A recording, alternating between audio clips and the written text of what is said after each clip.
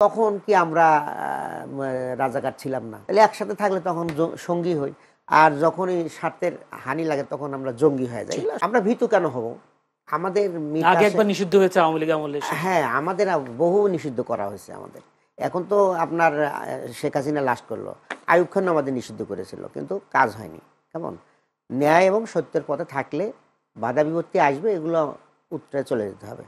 আর আপনার শেখ হাসিনা তো আমাদের এই দায় নিয়ে আমাদেরকে নিষিদ্ধ করলো, সেটা তো টিকলো না। এরপরে এখন ওনারা যেগুলো বলছেন এগুলো আসলে সঠিক নয়। কারণ আমরা ওনাদের সাথে 91 সালে নিঃস্বার্থ সমর্থন দিয়ে ওনাদের সাথে আমাদের যাত্রা শুরু হয়। এরপরে 2001-এর আগে আমরা একসাথে আন্দোলন করেছি, 4 দলীয় জোট করেছি এবং এক টার্মে 5 বছর আমাদের এমপিরা, মন্ত্রী 2 জন ওনাদের সাথে কাজ করেছেন। তো তাহলে তখন কি আমরা রাজাকার ছিলাম না? আমরা মানে স্বাধীনতা বিরোধী ছিলাম না? তাহলে একসাথে থাকলে তখন সঙ্গী হই। আর যখনই স্বার্থের হানি লাগে তখন আমরা জঙ্গি হয়ে যাই। এগুলো সঠিক নয়। ধন্যবাদ। আরেকটা প্রশ্ন, আরেকটা বিষয় একটু বলি। আপনারা যদি খুঁজে দেখেন এখন আসলে এগুলো নিয়ে আমাদের এই তিক্ততা বাড়ানো ছাড়া কিছুই না। আপনি মনে করেন আমাদের প্রেসিডেন্ট জিয়াউর রহমানের সময়ে চিফ মিনিস্টার যিনি ছিলেন উনি আব্দুর রহমান, উনি একজন বড় ধরনের রাজাকার ছিলেন। এরপরে মশিউর রহমান জাদু মিয়া, উনি একজন বড় ধরনের স্বাধীনতা বিরোধী এবং রাজাকার ছিলেন, তালিকায় নাম ছিল, শাস্তি হয়েছে।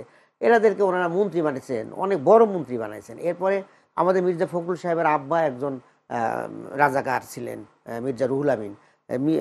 আমাদের আমির হোসেন মাহমুদ সাহেবের আব্বা একজন রাজাকার ছিলেন। সালাউদ্দিন কাদের চৌধুরীকে তো এই কারণে ওনাকে ফাঁসি দেওয়া হলো, কারণ ওনার আব্বার কারণে ওনাকে ফাঁসি দেওয়া হলো। এরপরে হলো আপনার আব্দুল আলিম সাহেব, এগুলো সবাই কিন্তু বিএনপির মন্ত্রী, এমপি, এরা সব ছিল রাজাকারের। এবং আওয়ামী লীগের সময় একটা হিসাব দিয়েছিল, সেই হিসাবে 10,000 একটা তালিকা দিয়েছিল। তালিকার মধ্যে 8,000 ছিল আওয়ামী লীগের, 2,000 ছিল বিএনপির, জামাতে ছিল মাত্র 37 জন। এখন যদি 37 জনই যদি টোটাল দায়িত্বে এসে যায় আর 2,000 জন, তাহলে কিভাবে দায়িত্ব থেকে এড়াবে? এজন্য হিসাব করে কথা বলা দরকার। ধন্যবাদ। আমি একটা প্রশ্ন করি, জামায়াতের আমির নির্বাচিত হয়েছেন ডাক্তার শফিকুর রহমান 3 বছরের জন্য। আপনাদের নির্বাচন পদ্ধতিটা আসলে গণতান্ত্রিক প্রক্রিয়া নাকি মানে একেবারে গোপনে ব্যালটে হয়ে যাওয়া?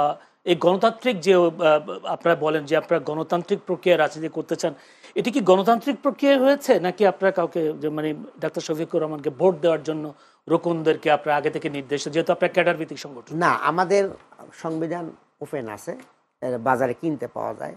আপনি বড় বড় দলের জিজ্ঞাসা করেন যে ভাই আপনাদের গঠনতন্ত্র আছে কিনা, বললেন তো যে গঠনতন্ত্র কোথায় পাওয়া যায়।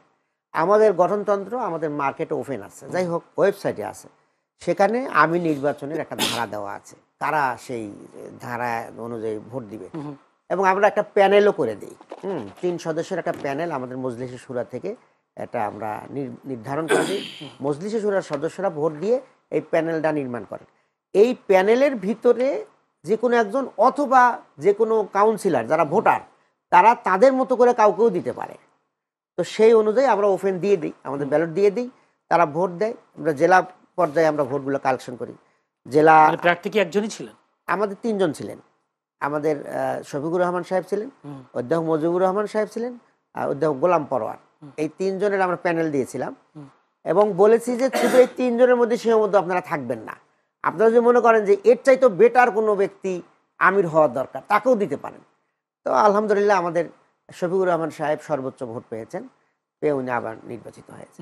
মানে কি ঠিক আপনাদের গণতান্ত্রিক প্রক্রিয়া? গণতান্ত্রিকই তো, গণতন্ত্রের বাইরে কেমন হবে? কিন্তু ইসলাম কি তাই গণতান্ত্রিক প্রক্রিয়াকে এলাও করে কিনা যদি বলি, খেলাফতকে এলাও করে না গণতন্ত্র নাকি রাজতন্ত্র, কোনটাকে আসলে ইসলাম ফলো করে? এইটা খেলাফত, আমাদের যেটা এটা খেলাফতেরই অংশ। কারণ তখনকার দিনে মানুষ ছিল কম, ঠিক আছে, সবাই একসাথে মদিনায় চলে আসতেন। আসার পরে বলা হতো যে আমরা এই খলিফাকে আপনারা যদি মানেন তাহলে তার কাছে বায়াত নেন। ঠিক আছে, আমরা আবু বকরের কাছে বায়াত নেব। ঠিক আছে, নিলেন, বায়াত নিলেন, হয়ে গেলেন, খলিফা হয়ে গেলেন। এরপরে বিভিন্ন শহরে এই পয়গাম পাঠায় দেওয়া হতো, সেখানকার লোকজন এসে সে বায়াত নিতেন। এটা ছিল খেলাফতের বায়াতের সিস্টেম। আমরাও তো ঠিক এই কথায় বলে দিয়েছি, কেন্দ্র থেকে আমরা জানাই দিয়েছি, প্রত্যেকটা জেলা কমিটিকে জানাই দিয়েছি যে আপনাদের রোকনদের সামনে এটা উপস্থাপন করেন যে আমাদের আমিরের সময় শেষ হয়ে গিয়েছে, নতুন আমির নির্বাচন হওয়া দরকার। এইটা প্যানেল থাকলো, এর বাইরে যদি মনে করেন তাকেও ভোট দিতে তাকে পারেন। ভোট দিবে। এটা তো আমাদের একটা প্রশ্ন ছোট্ট করে, যে আমি 1 মিনিট, যদি 1 মিনিট লাগবে 30 সেকেন্ডে, আপনাদের আমিরের পর্যায়ে কোনো মহিলা কি আমির হইতে পারবে? না, আমাদের আমির হওয়ার জন্য মহিলা এটা হওয়ার বিধান নাই। মহিলারা আমাদের পরামর্শ সভা মজলিসে শুরার সদস্য হইতে পারবে। আমাদের একটা মহিলা মজলিসে শুরা আছে, প্রায় 1-150 বোনেরা সেখানে মেম্বার আছেন। তারা মহিলা মজলিস শুরা, আমাদের কেন্দ্রীয় মজলিস শুরার অংশ তারা।